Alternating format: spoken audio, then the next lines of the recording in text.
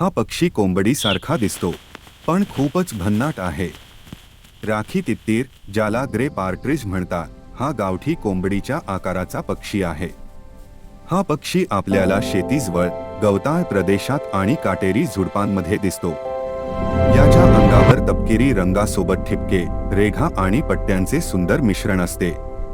नर आणि मादी दिसायला सारखेच असतात, पण खास गोष्ट म्हणजे नराच्या पायावर आरी असते, जी तो इतर नरांशी भांडताना वापरतो.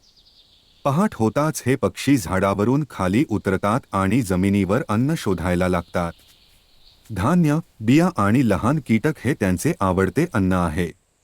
मादी झुडपांमध्ये छोट घरट बनवते आणि त्यात 4 ते 8 अंडी घालते. ही अंडी दुधाच्या सायीसारख्या रंगाची असतात. साधा दिसणारा हा पक्षी निसर्गातला एक खूपच रोचक आणि हटके फायटर आहे.